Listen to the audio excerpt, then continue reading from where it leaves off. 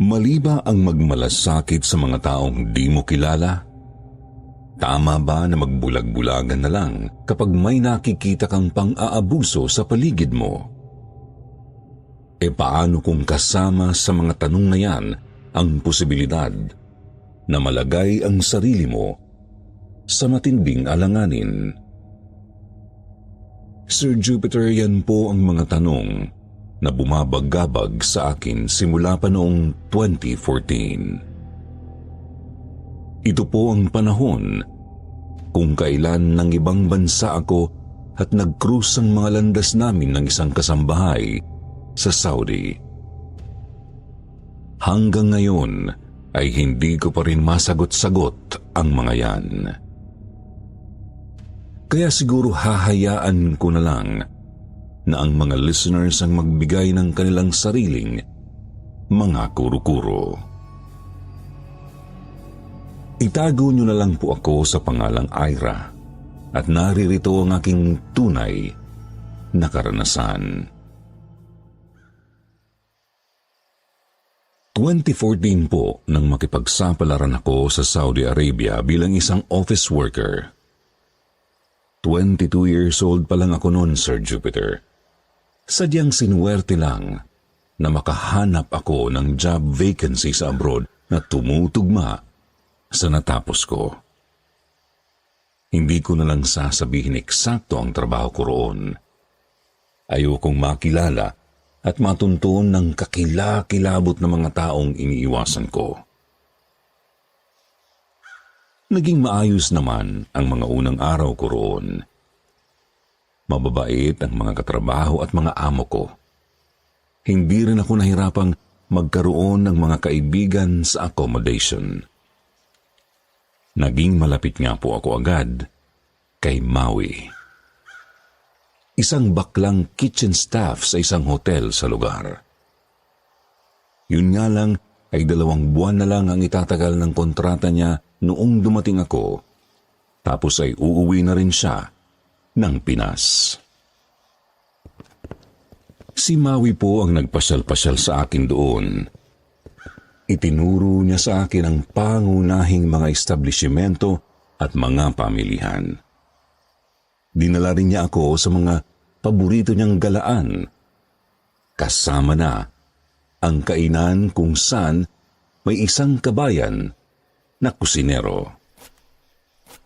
Tawagin na lang po natin siyang Kuya Nato. Isang may katandaan na ring lalaki na tubong Visayas.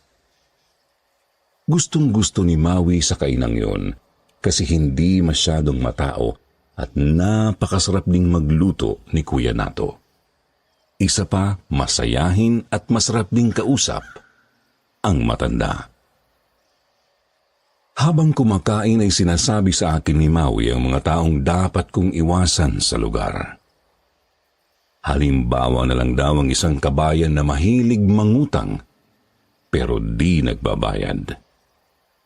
Binalaan din niya akong iwasan ko ang isang partikular na bahay malapit sa accommodation facility namin. Sinabi niya sa akin ang direksyon na agad ko namang nakuha.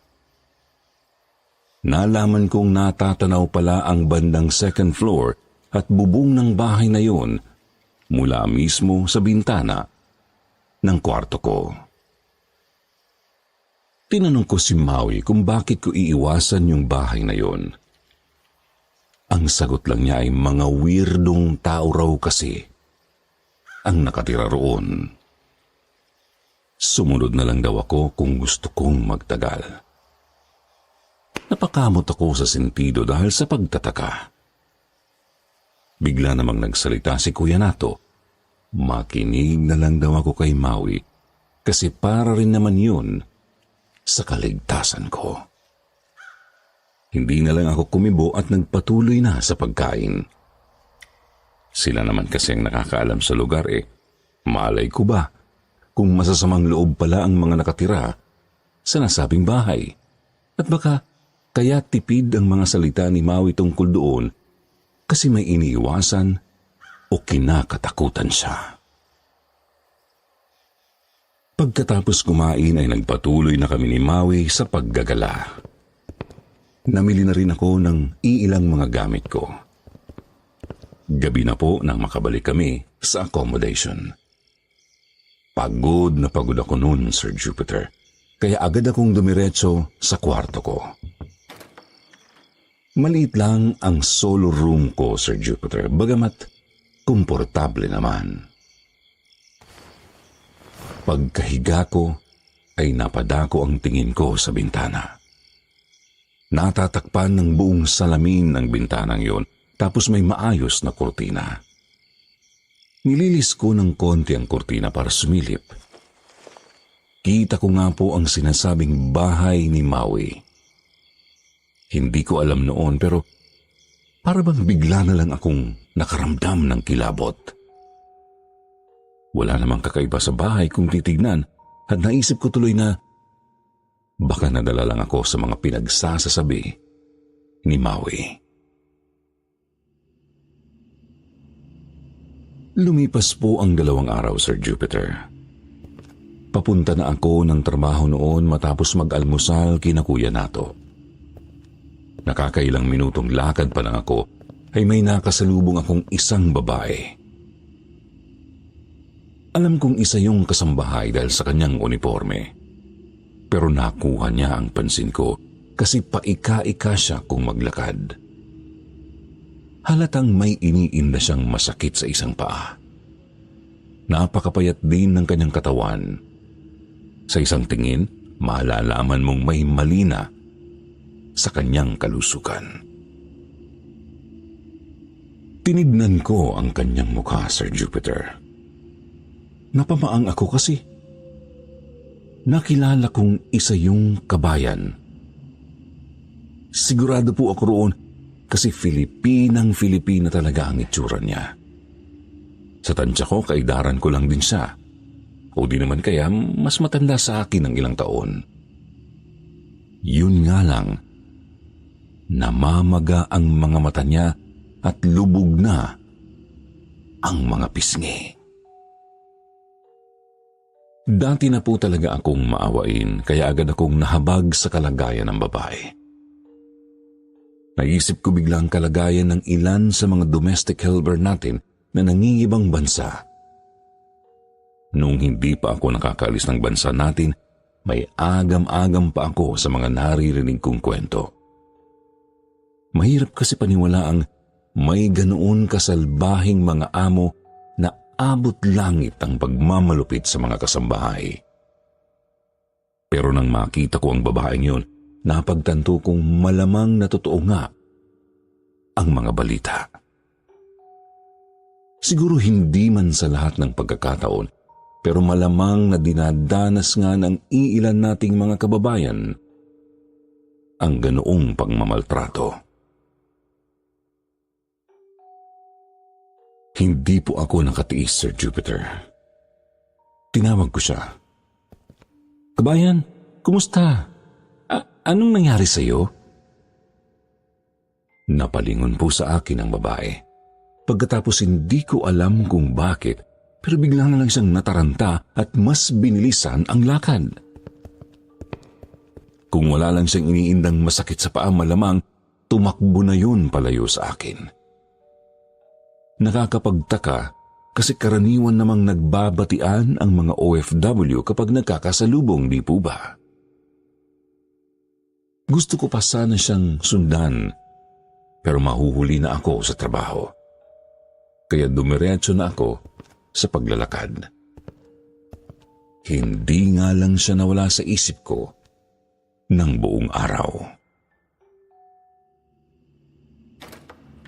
Pagka-uwi ko sa accommodation kinagabihan, agad kong binanggit kay Maui ang tungkol sa babaeng kabayan. Sinabi kong naaawa nga ako sa babae. Tanong ko baka may alam siyang paraan para matulungan namin yun. Halimbawa na lang, baka alam niya kung sino eksakto sa embahada ang lalapitan para sa ganong kaso. Subalit napansin kong bahagyang namumutla si Maui. Pinahiran din niya ang namamawis niyang noo at leeg.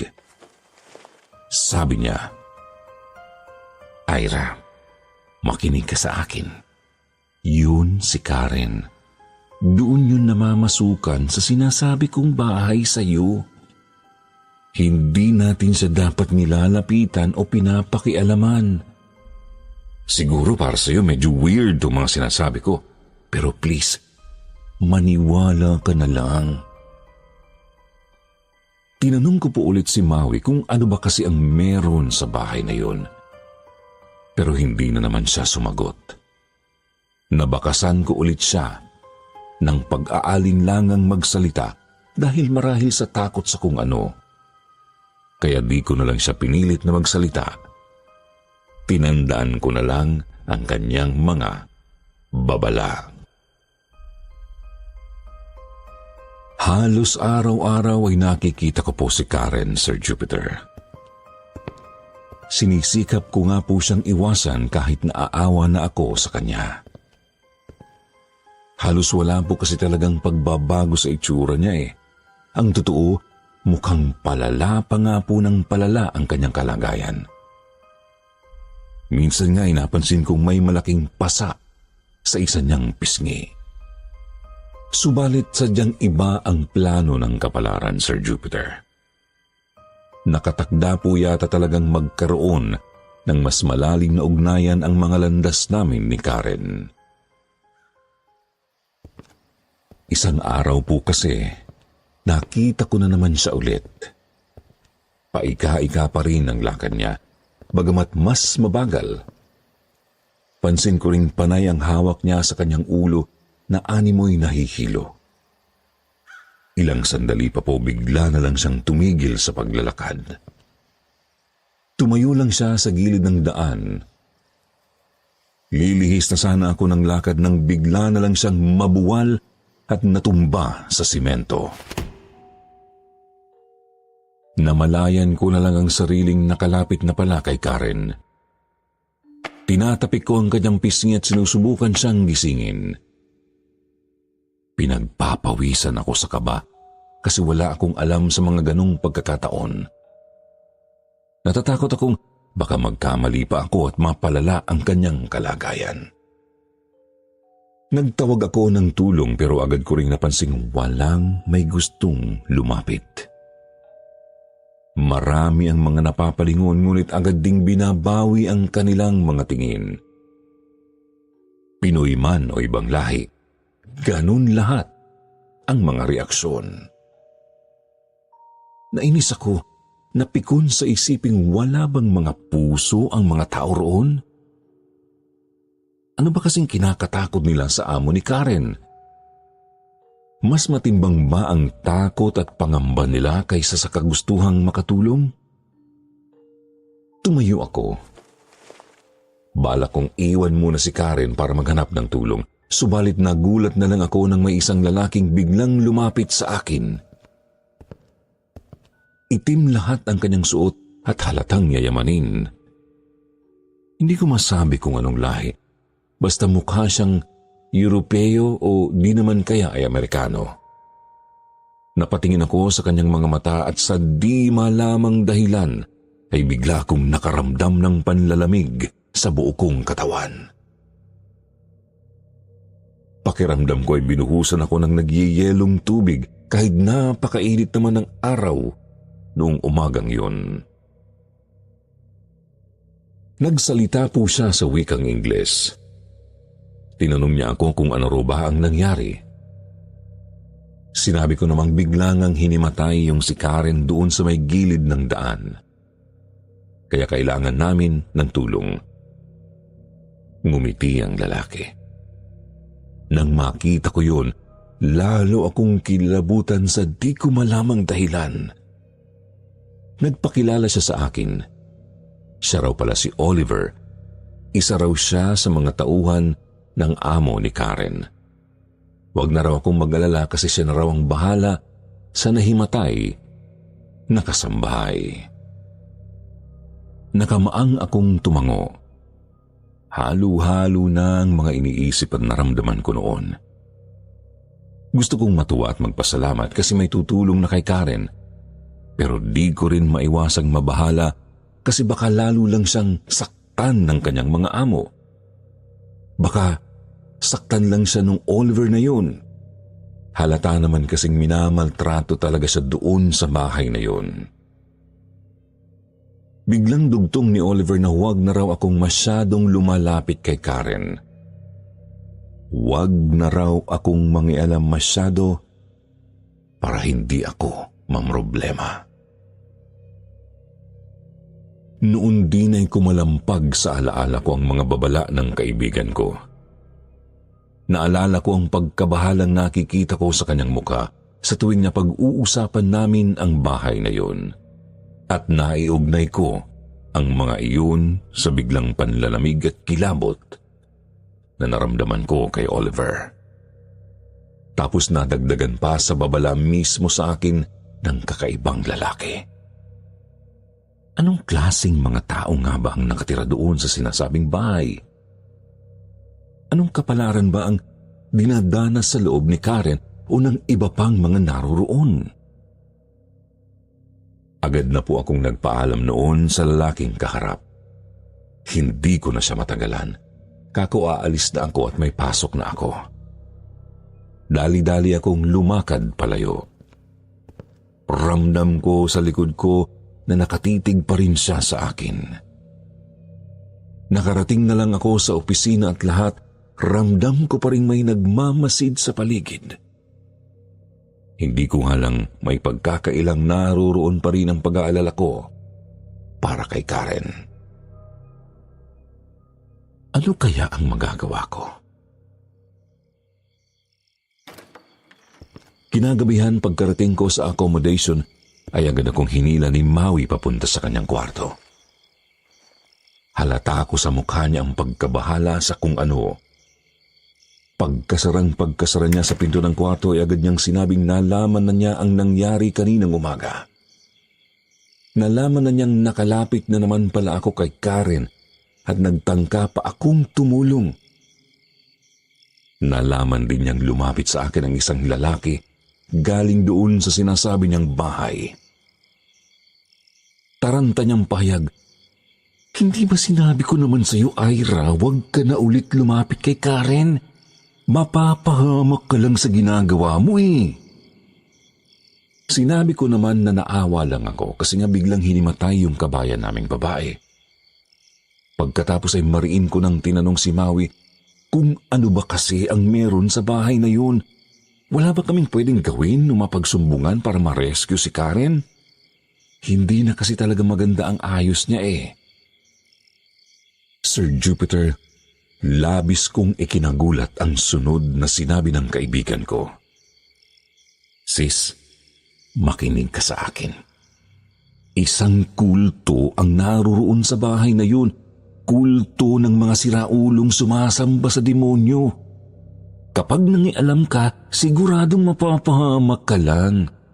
Sabi ko nga dati, di ba? May kilala na akong nawala matapos mangialam sa mga nandoon." Kulto? Ano bang kulto ang pinagsasabi ng taong yun? Humingi ako ng mas malinaw na paliwanag pero wala rin siyang masabi. Siya rin kasi mismo ay hindi rin alam kung ano ba eksakto ang kulto na yun. Ang alam lang niya, malalaking tao ang kasapi roon. Nagmula pa sa iba't ibang mga bansa, kaya walang mangyayari kahit magsumbong pa kami sa embahada. Sir Jupiter, doon din po ay pabulong ng kinuwento sa akin ang tungkol sa isang babae.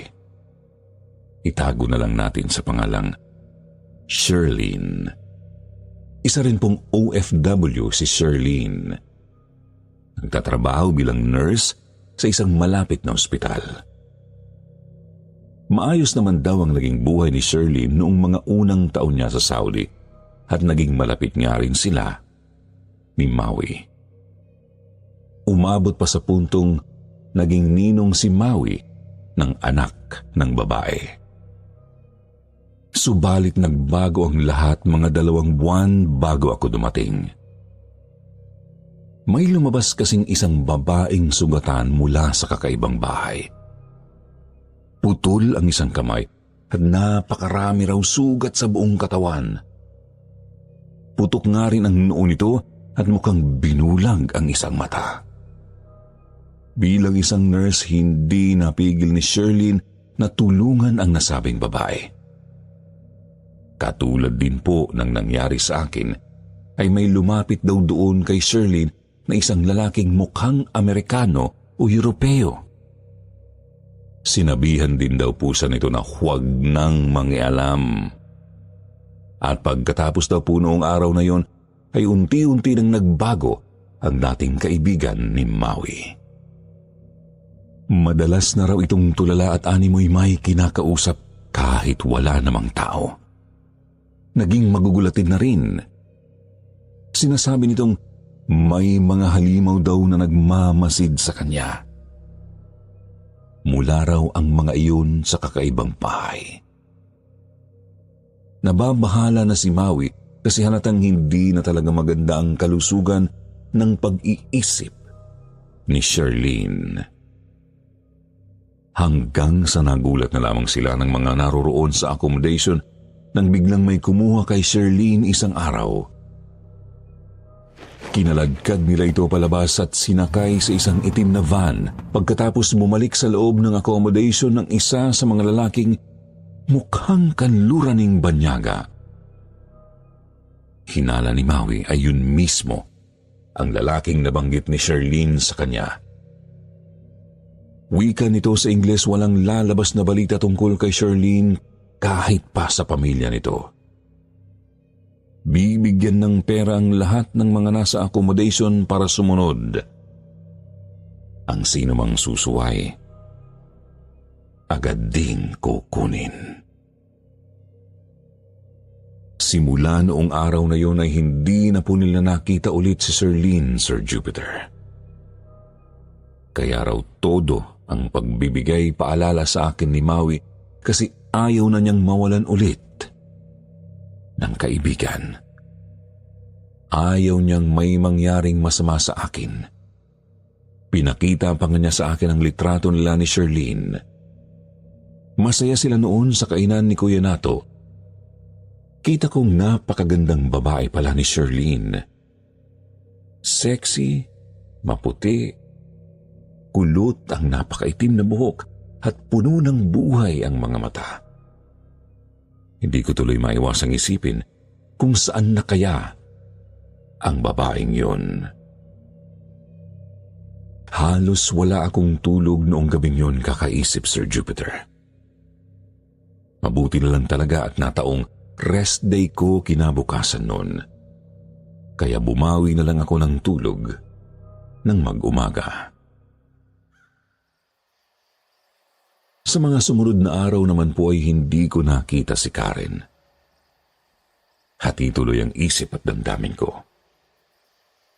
Mapapanatag ba ako kasi wala na sila sa paligid o mangangamba kung buhay pa ba ang babae o ano?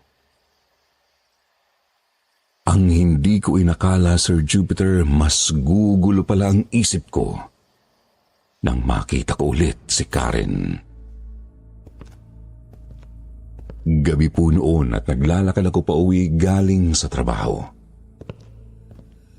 Gutom na ako at medyo inaantok. Huminto ako sandali sa gilid ng daan para hilamusan ng mga palad ko ang aking mukha. Mabawasan man lang ang antok ko. Subalit nagulat na lang ako nang biglang lumapit sa akin si Karen. Nanginginig ito at grabe ang pag-iyak.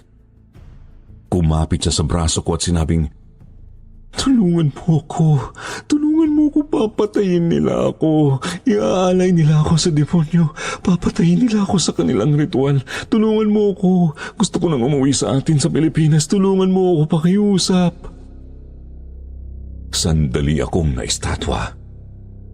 Hindi ko alam kung ano ang gagawin ko. Gusto ko siyang tulungan. Gustong-gusto ko. Pero natatakot din ako, Sir Jupiter. takot sa sinasabing kulto sa bahay na yun. Muli akong pinakiusapan ni Karen. Nag-aalangan akong nagsalita at tinanong ko kung ano ba ang maitutulong ko. Sabi ko pumunta na lang kami sa pulisyo sa embahada para mas matulungan siya ng maayos. Naputol ang pagsasalita ko nang bigla na lang siyang mapaluhod sa simento at lalong humagulhol.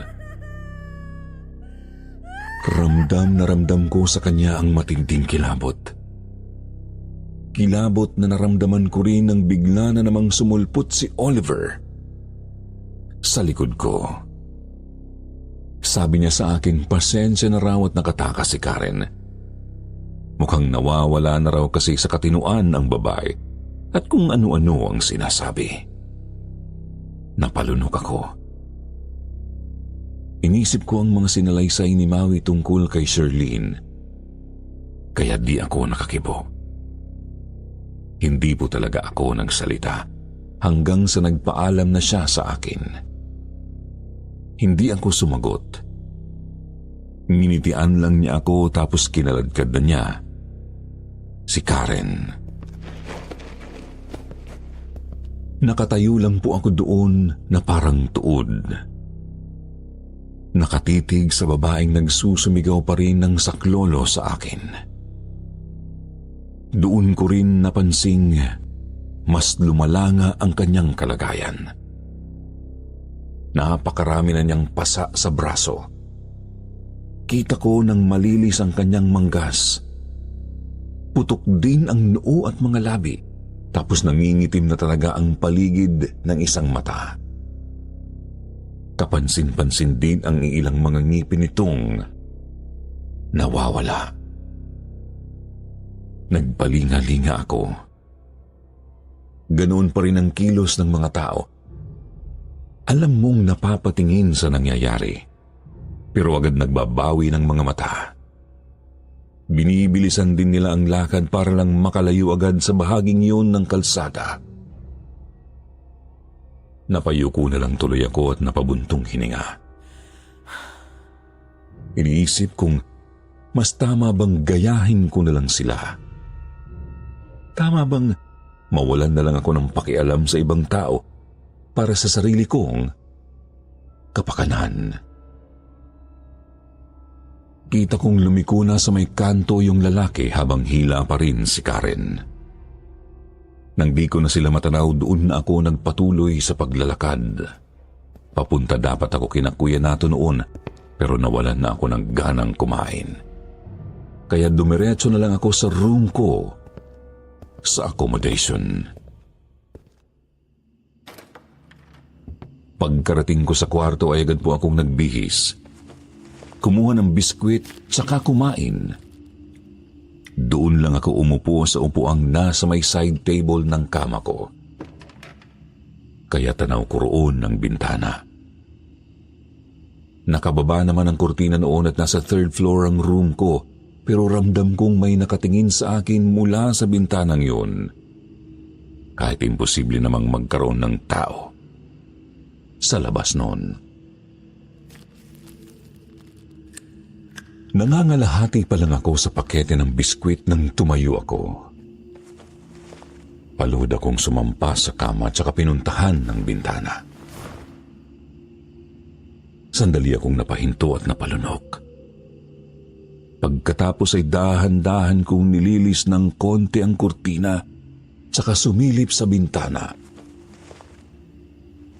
Gaya nga po ng inaasahan ko. Wala namang kahit sino sa labas mismo ng bintana ko, Sir Jupiter. Kita ko nga lang ang bubong ng mga kabahayan at iilang mga building na malapit sa accommodation. Malinaw din sa akin ang langit na walang kaulap-ulap at puno ng mga bituin.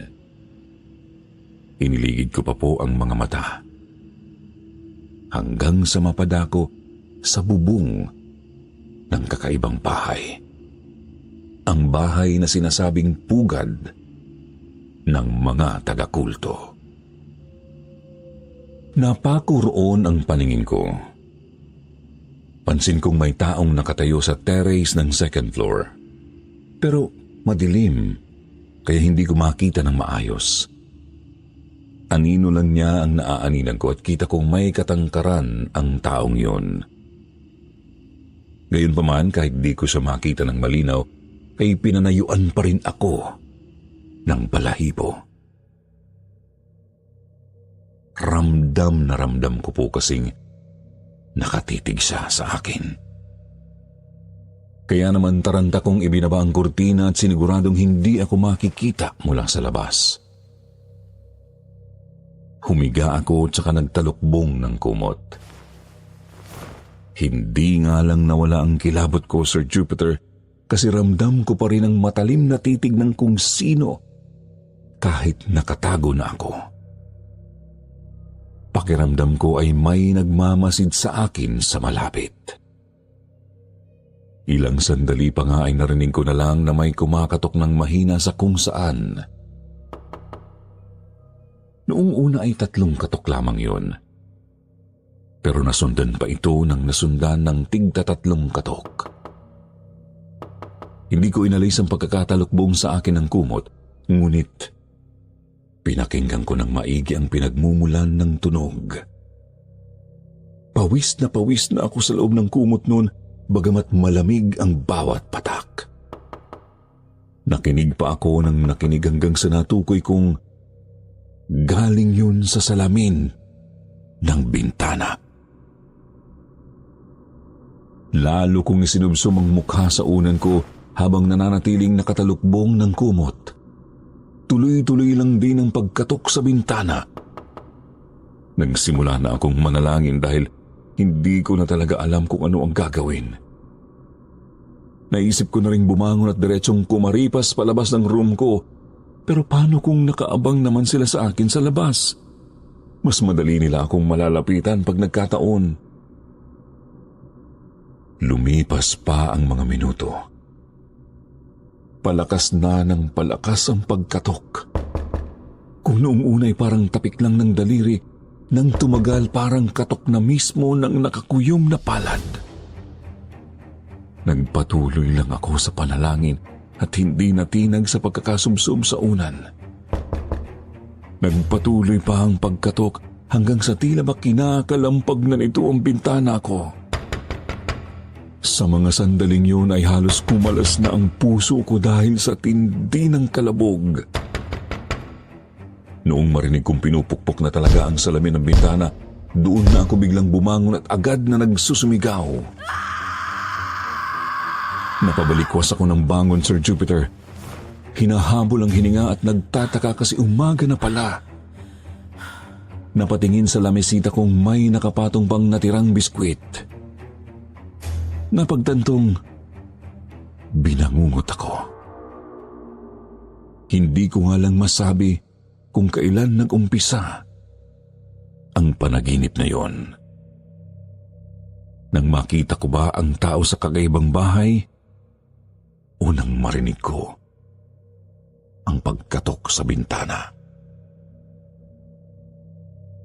Di na naman po ako mapalagay noong araw na yon, Sir Jupiter. Ngarag akong pumasok sa trabaho kasi nga wala akong maayos na tulog. Isa pa naririyan na naman ang pakiramdam na may mga nakabuntot sa akin. At sa pagkakataong yun, naaaninan ko na po sila sa paligid-ligid. Mga lalaking katulad kay Oliver, pawang mga nakaitim at mukhang yayamanin. May nakita akong nakatitig papalik sa akin sa isang iskinita.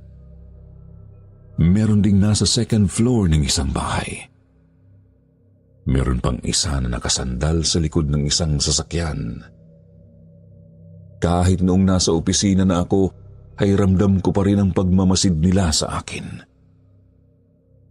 Nakakaaning kasi di ko na malaman kung tama pa ba ang tumatakbo sa isip ko o kung nasisiraan na ako ng bait.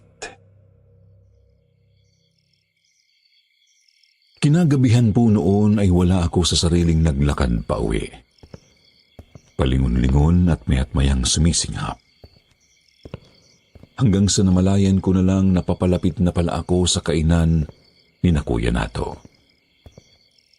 Higit isang araw na akong walang maayos na kain, kaya pumasok muna ako. Kita kong isa lang ang customer na naroroon at papalabas na ito. Kaya naman si Kuya Nato na mismo ang kumuha ng order ko. Sandali nga lang akong nablangko noon, Sir Jupiter, kaya napatanong si Kuya Nato kung ano raw ba ang problema ko.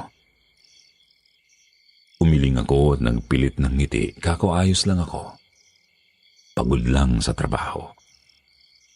Pansin ko namang hindi kumbinsido ang kusinero dahil sa makahulugan niyang tingin sa akin. Habang kumakain na hindi ko pa rin mapigilang mapadungaw sa labas ng kainan, Sir Jupiter. Masarap naman ang kinakain ko pero nawawalan ako ng gana. Ilang minuto pa ay may pumasok na isang may katandaang Arabo sa kainang yun. Binati siya ni Kuya Nato ng buong paggalang kaya agad kong napagtantong yun ang kanyang amo o may-ari ng kainang yun. Bumalik ako sa pagkain bagamat napapansin kong sinusulyap-sulyapan ako ng lalaki. Nakita ko ring tumingin sa labas ng pinto tapos binaling na naman ang mga mata sa akin. Hanggang sa lumapit na nga sa akin silang dalawa ni Kuya Nato. Nagtataka ako kasi bungad agad ng kabayang lalaki na gusto raw akong kausapin ng kanyang amo. Tawagin na lang po natin yung si Mr. Ahmad. Hindi niya totoong pangalan. Tinanong ako ni Mr. Ahmad kung may nararamdaman daw ba akong kakaiba o kung may bumabagabag ba sa akin. Nahiya ako kaya sinabi ko na lang na ayos lang ako at pagod lang sa trabaho. Subalit napahinto ako sa sunod niyang mga sinabi, Sir Jupiter. Huwag daw muna akong lalabas ng kanilang kainan dahil may mga nilalang ng dilim na umaali-aligid sa akin. Pinaliwanag sa akin ni Kuya Nato na si Mr. Ahmad daw pala ay isang traditional faith healer sa kanilang lugar. Hindi ko na lang babanggitin ang mismong termino na katawagan sa mga katulad ni Mr. Ahmad bilang paggalang sa mga kapatid nating Muslim at Arabo. Pero kaya raw niya akong proteksyonan laban sa mga masasamang espiritu. Nagtapat nga rin po si Kuya Nato. Siya rin pala mismo ay may alam din sa pag-albularyo dahil isang manggagamot ang kanyang lolo sa Pilipinas. Doon na ako bumigay. Napaiyak ako habang nagsusumamo ng tulong sa kanila. Dinala nila ako sa stock room ng kainan at doon nila ako pinagkwento. Hindi naman po ako nagpigil.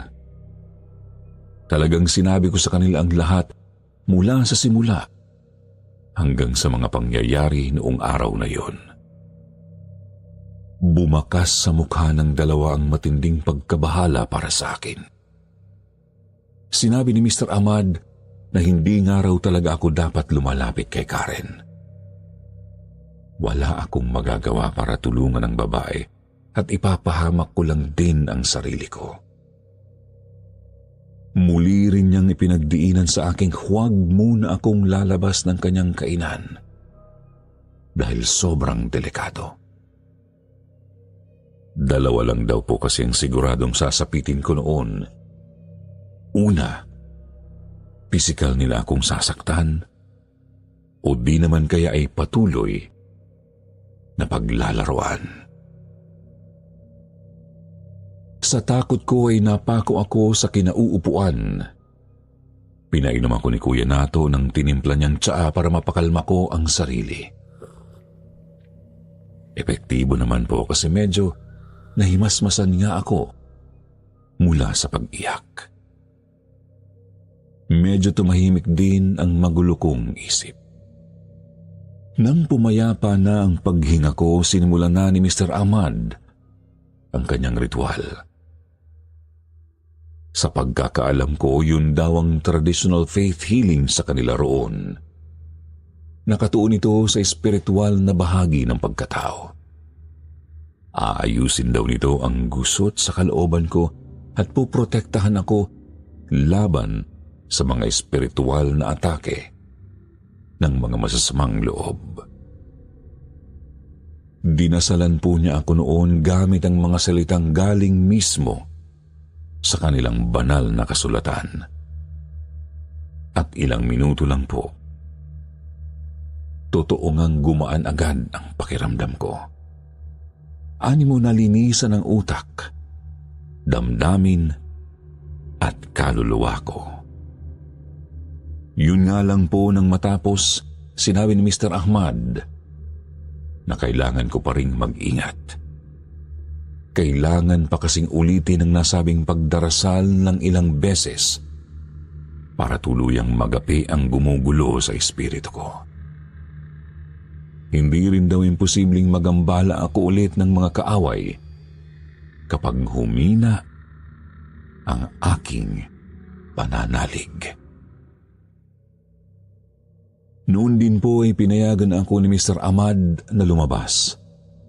Paalala niya, naroroon lamang sila ni Kuya Nato at handa akong tulungan kung kailangan. May pahabol nga lang si Kuya Nato na isang pakete ng asin. Dinasalan daw niya yun at makakatulong para protektahan ako. Mabisang pangontra kasi ang asin sa maraming uri ng mga itim na elemento, gaya ng mga engkanto at aswang.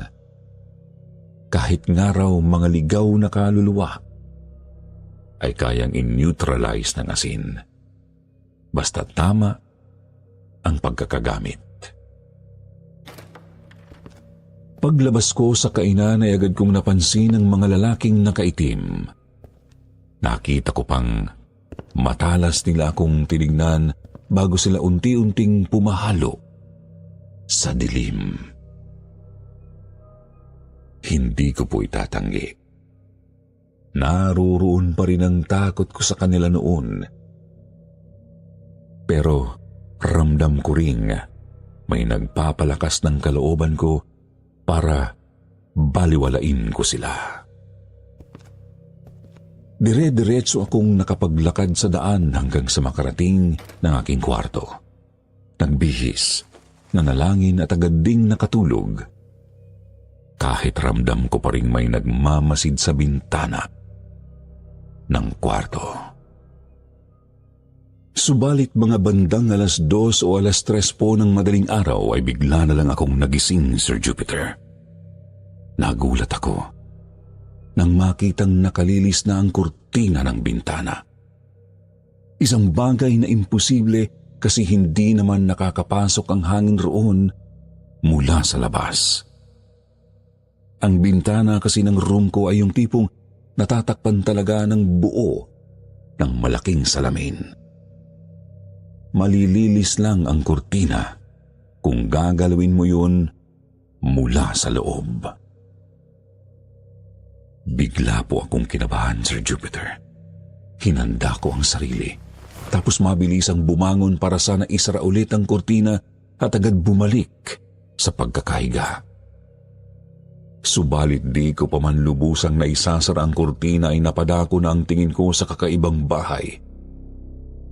Nakabukas ang ilaw ng second floor. Kitang-kita kong nakatayo roon si Karen at nakaharap sa direksyon ng bintana ko. Nakatayo sa kanyang likod ang nakangiti na namang si Oliver. May hawak na patalimang lalaki na nakaumang sa leeg ng tulalang kasambahay. Doon din po, Sir Jupiter, muling nabasag ang kalooban ko. Hindi ko sigurado kung ano ba talagang pakay ni na Oliver sa akin. Bakit pa ginagamit na niyang parang hostage si Karen? Anong dapat kong gawin? Mabilis kong sinarado ulit ang kortina. Tsaka umupo sa bandang dingding ng kama. Isiniksik ko ang sarili sa may sulok. Pilit pinapakalma ang magulo ko na namang isip. Doon na nga po ako nakatulog at hindi na nagawang makahiga sa unan. Kinaumagahan ay gumising akong masakit ang ulo. Napagpasyahan ko ring hindi na muna pumasok sa trabaho kasi late naman na ako. Yun nga lang ay bigla namang kumatok si Maui sa pinto ng kwarto at tinawag ako. Agad ko naman po siyang pinagbuksan. Kinumusta niya ako tsaka tinanong kung bakit hindi raw maipinta ang itsura ko. Sinabi ko namang napakasakit nga ng ulo ko at hindi maganda ang pakiramdam. Sinalat niya ang ulo ko at napansing nilalagnat nga ako. Kaya sinabi niyang magpahinga na lang muna ako dahil magkakaroon daw ng despedida party para sa kanya kinagabihan. Napakusot ako ng mga mata. Naalala kong 1 linggo na lang pala at lilipad na si Maui pabalik sa Pilipinas.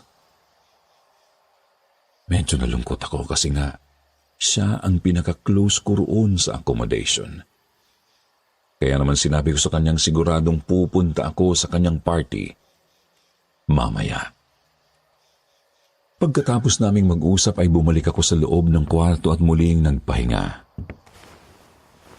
Hapon na nang magising ako at napagpasyahan kong mamili na lang ng regalo para kay Maui. Lumabas nga ako ng accommodation at lumakad ng konti. Medyo lutang pa rin ang isip. Ni hindi ko na napansing papalapit na pala ako sa kanto kung nasaan ang kakaibang bahay. Namalayan ko na lang ang ilang mga banyagang papasok sa kantong yun. Iba-ibang mga lahi. May mga Asyano, Europeo, Latino at iba pa. May mga Pinoy nga rin akong napansin. Nagtaka ako kung ano kayang meron doon at maraming mga tao. Sinundan ko sila ng tingin hanggang sa makumpirma kong papasok nga sila sa kakaibang bahay. Bigla na naman po akong pinanayuan ng balahibo. Taranta akong tumalikod para sana tumakbo na papunta kina Kuya Nato at Mr. Ahmad. Pero napaigtad na lamang ako nang maramdaman kong may humawak sa isang braso ko. Gulat akong napalingon at nahintakutan nang makitang si Oliver na naman pala yun. Tulad ng dati, nakakakilabot pa rin po ang kanyang ngiti, Sir Jupiter. Sinabi niya sa aking pumunta raw ako sa bahay at dumalo sa kanilang salo-salo. Nanginginig naman akong umiling-iling. Taranta kong sinabing kailangan ko nang umalis agad dahil may importante pa akong pupuntahan. Doon din po ay kumunot ang noo ni Oliver at humigpit ang pagkakakapit niya sa braso ko. Sinubukan kong alisin ang palad niya pero di talaga siya bumibitiw.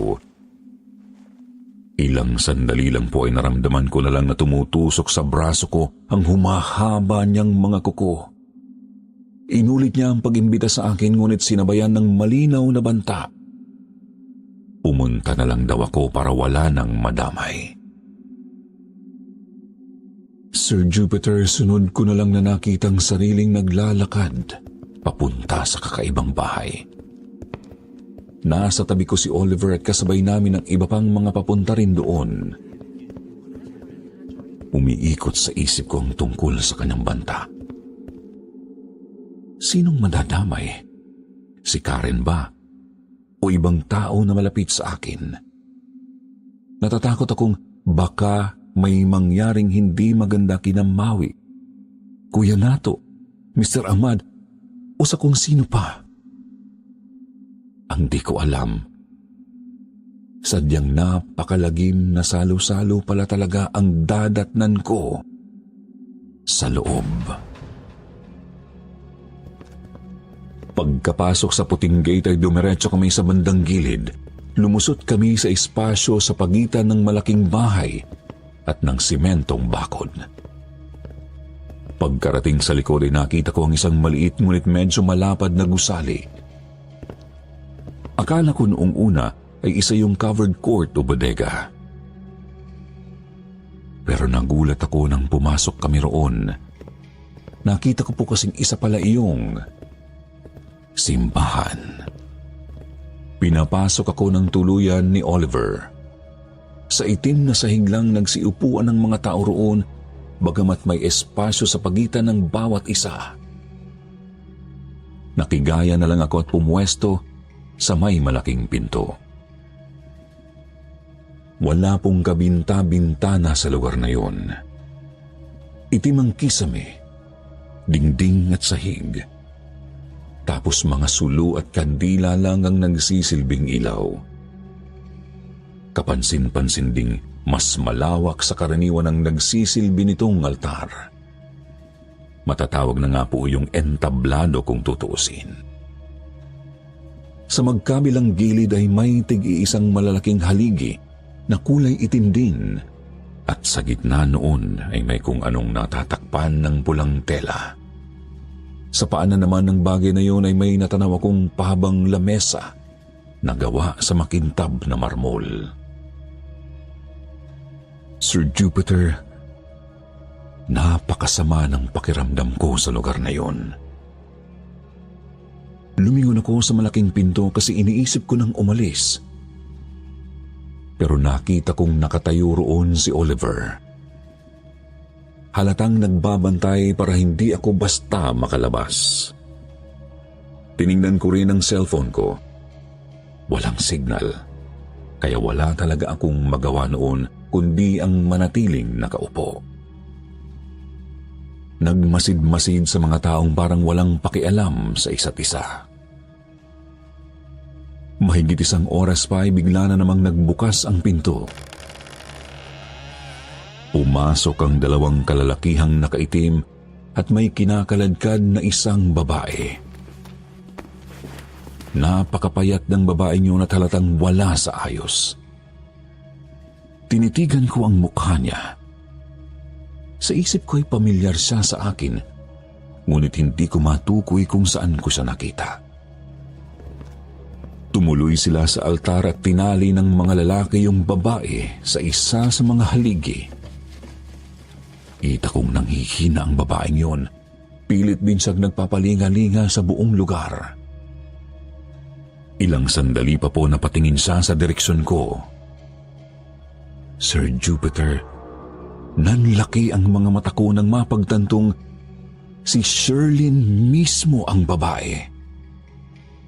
Ang nawawalang kaibigan ni Maui. Hindi ko pa man nangunguya ang naisip ay muling nagbukas ang malaking pinto. Pumasok doon ang kasambahay na si Karen.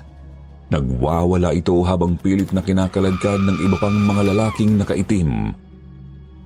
Wala siyang puknat sa kasisigaw, lalo na nang itali siya sa iisa pang haligi sa altar. Nagmamakaawang pakawalan na siya at hayaang makauwi sa kanyang pamilya sa Pilipinas. Napalingon ulit ako sa pinto nang may mga pumasok na naman doon. Isa sa kanila ang nakasuot ng puting sutana. Bagamat iba ang itsura kumpara sa mga Kristiyanong pari. May nakaburda pang ang nakabaliktad na krus sa harap ng kanyang damit. May dala rin siyang malaking tray na may lamang hilaw na karne.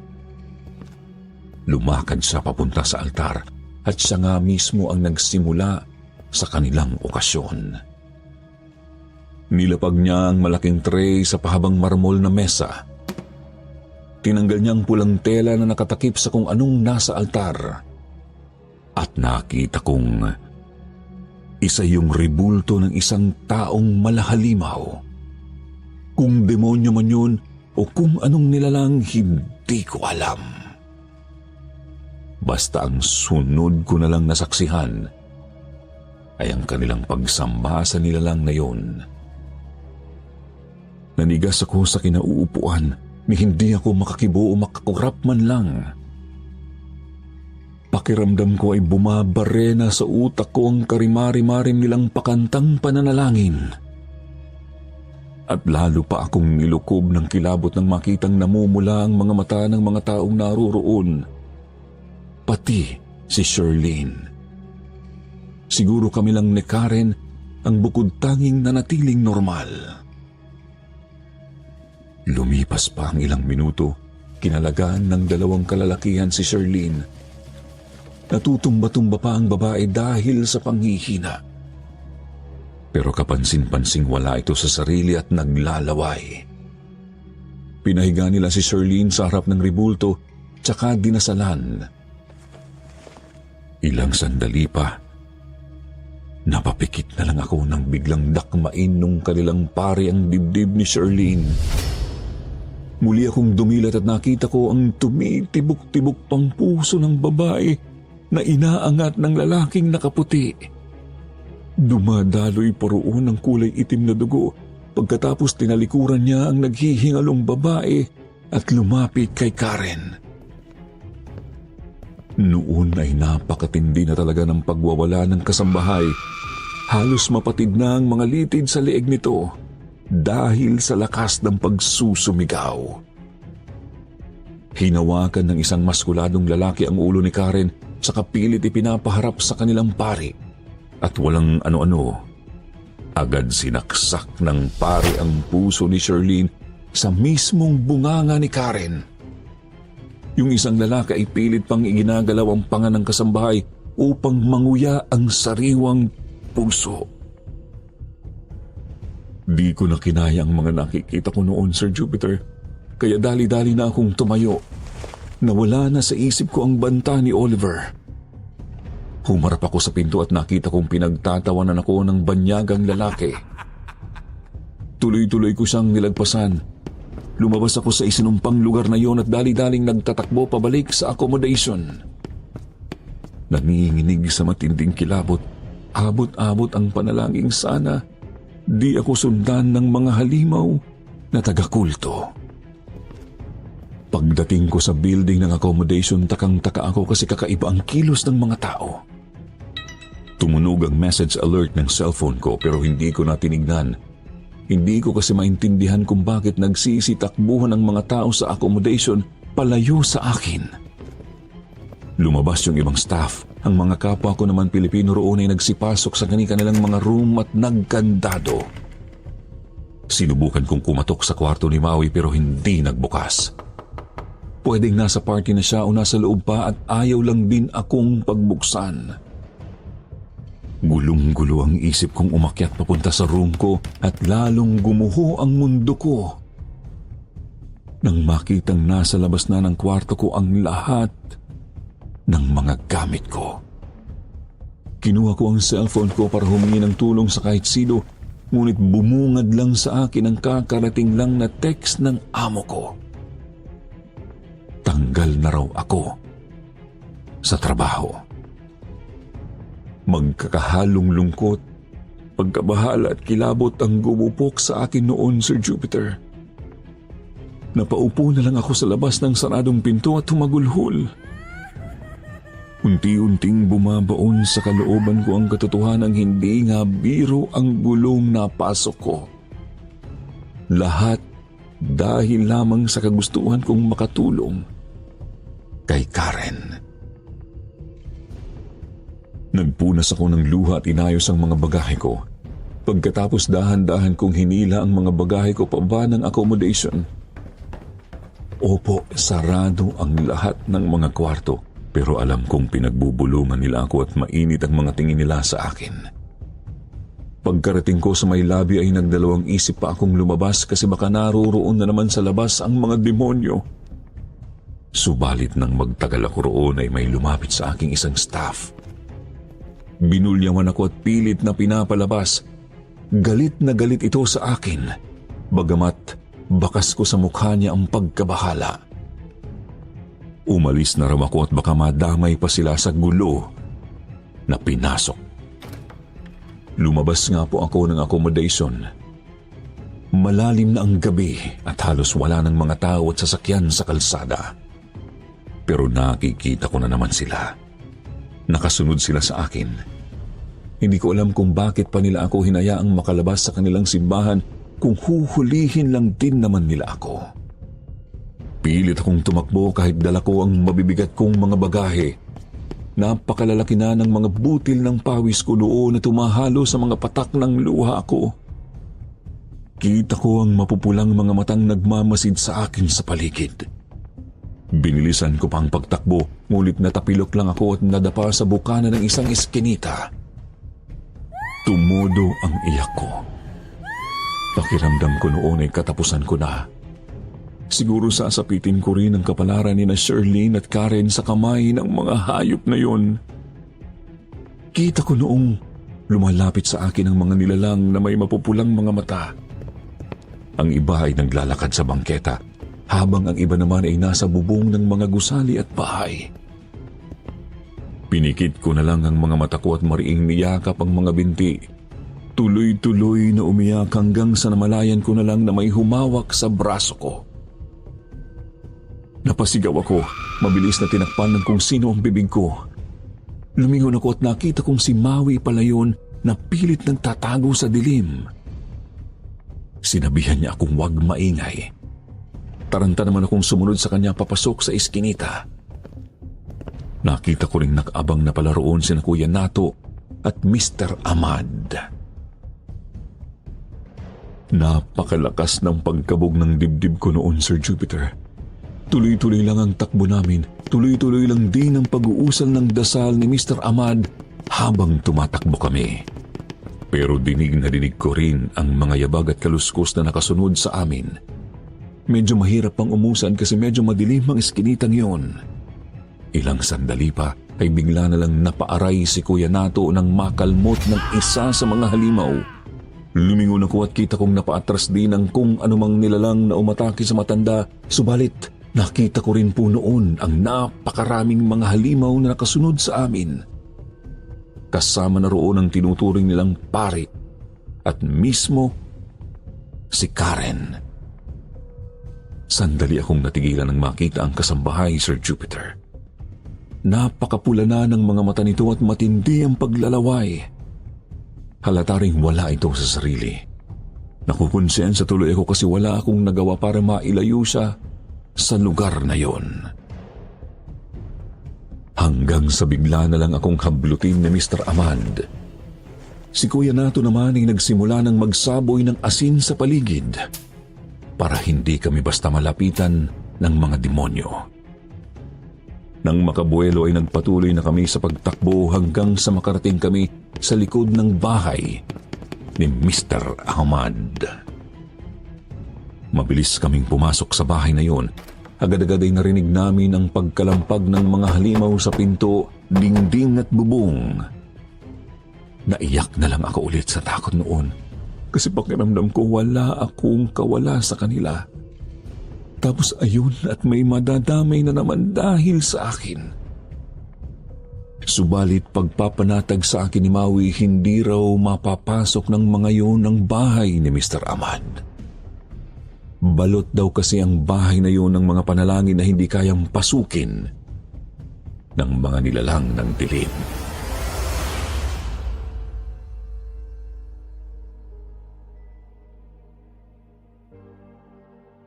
Doon ko na po sila tinanong kung ano ba ang mga nilalang na yon. Sabi sa akin ni Kuya Nato, iba-ibang uri ng mga halimaw raw ang mga yon. Galing sa iba't ibang dako ng mundo. May aswang, may vampira, at kung ano-ano pang mga nilalang na hindi ko na kailangan pang kilalanin. Ang atupagin ko na lang daw ay ang pagpapatibay lalo sa pananampalataya ko sa Panginoon, nang sa ganun ay lubayan na ako ng mga iyon. Tinanong ko rin sila kung ano ang mangyayari sa kanila gayong tinulungan nila ako. Sabi ni Mr. Ahmad, kaya na raw nila ni Kuya Nato ang kanilang mga sarili. Ang mahalaga raw ay makauwi kami agad ni Maui sa Pilipinas sa lalong madaling panahon. Sir Jupiter, nagtagal po kami sa bahay na yon sa loob ng ilang araw. Hindi madali kasi gabi-gabi talaga kaming dinadalaw ng mga halimaw. Sa umaga naman hindi ligtas lumabas dahil nakahanda silang humanap ng tiyempo para makuha ako. Kung anuman ang balak nila sa akin, puro espekulasyon lang ang masasabi ko. Pero hindi malabong matulad lang ako kina Sherlyn at Karen. Paglipas ng mga 5 araw ay doon na kami biniyahe ni Mr. Ahmad papunta sa ibang syudad. Sinigurado niyang maliligaw niya ang mga nilalang na yun, tsaka kami sumakay ng eroplano ni Maui. Nakakahiya nga po kasi sila na ni Kuya Nato ang sumagot sa pamasahe ko. Yun nga po, maikling panahon lang ako roon at wala akong naipon. Pagkarating ng Pilipinas ay nanatili kaming nagkakausap ni Maui. Subalit wala na kaming balita kina Kuya Nato. Sinadya nila yun para raw hindi matiktikan ng mga kaaway ang mga numero namin. Gayunpaman, taus-puso ko pa rin silang pinapasalamatan. Kasi malamang na hindi ako makakaligtas kung hindi dahil sa kanilang tulong. Sa ngayon po ay dito na lang ako sa kinalakhan kong lugar ng tatrabaho. Sariwa pa rin sa alaala ko ang lahat at hindi ko pa rin nasasagot ang mga tanong na nabanggit ko kanina. Kaya sa inyo ko na lang po itatanong ang mga yun. Sana po ay matulungan ninyo akong maliwanagan. Mali ba ang magmalasakit sa mga taong di mo kilala? Tama ba na magbulag-bulagan na lang kapag may nakikita kang pang-aabuso sa paligid mo? E paano kung kasama sa mga tanong na yan ang posibilidad na malagay ang sarili mo sa matinding alanganin? Aabangan ko po ang inyong mga opinyon sa comment section.